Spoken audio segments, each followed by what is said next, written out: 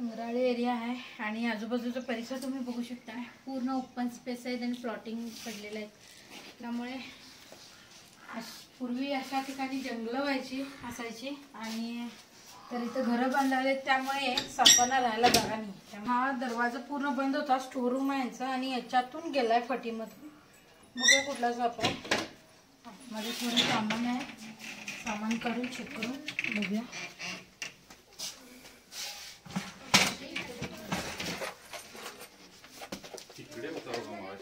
कुठं इकडे होता काय? ठीक आहे. एक सामान घ्या तुमचं. काढून देतो.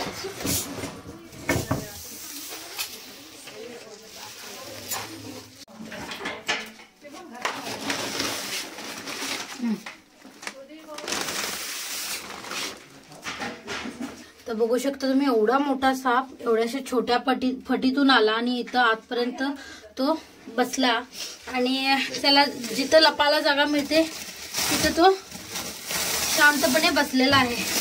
तुम्ही बघू शकता. आता तापमान वाढलेलं आहे, टेम्परेचर वाढलेलं आहे कारण उन्हाळ्याचे दिवस चालू आहेत. त्यामुळे सापांना जी टेम्परेचर आहे ते मेंटेन करावं लागतंय आणि त्यामुळे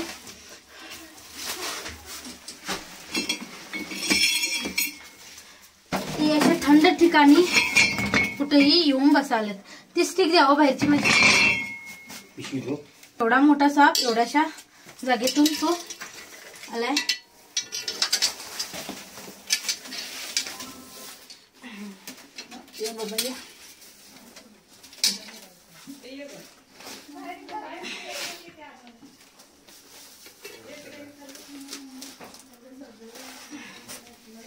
मी असं हातामध्ये घेतलाय.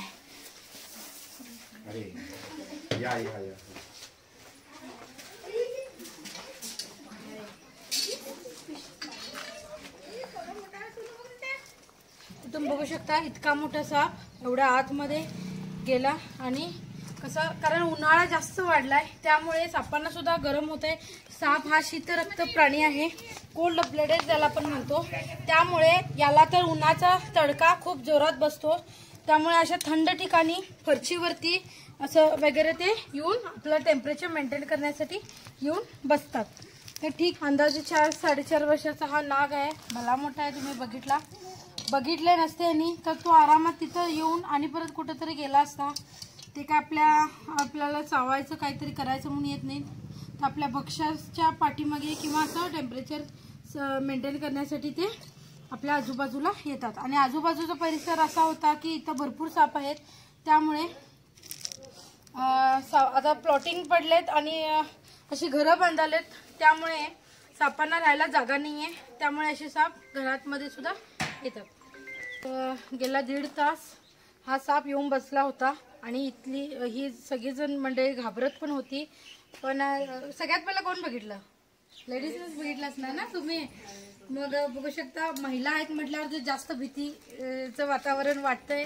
पण एका महिलेनेच या सापाला बघितलं. भीती वाटली तुम्हाला? बघितलं वाटली नाही?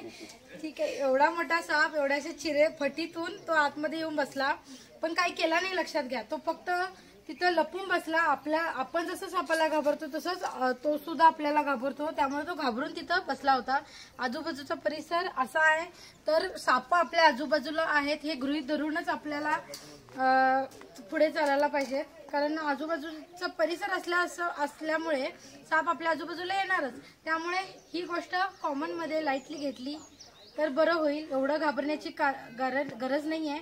जी खरी भीती आहे ती तुम्ही मनात धरा. कारण कुठल्याही रात्रीच वगैरे जाताना टॉर्च घेणे किंवा ज्या बेसिक ज्या गोष्टी आहेत त्या तुम्ही फॉलो करा. म्हणजे स्नेक बाईट पासून तुम्ही वाचू शकता. इतकं त्याला अंधश्रद्धेच्या आहारी जाऊन एवढं घाबरायची काही त्याला गरज नाही. तर धन्यवाद. व्हिडिओ आवडल्यास लाईक करा, शेअर करा, कमेंट करा कसा वाटला व्हिडिओ. स्नेक सेवर शिवानी तुम्हाला माहितीच आहे माझं यूट्यूब चॅनल आहे. तर सबस्क्राईब केलं नसेल तर प्लीज सबस्क्राईब करा आणि या सुंदरशा नागासाठी एक लाईक तर बनतच. धन्यवाद.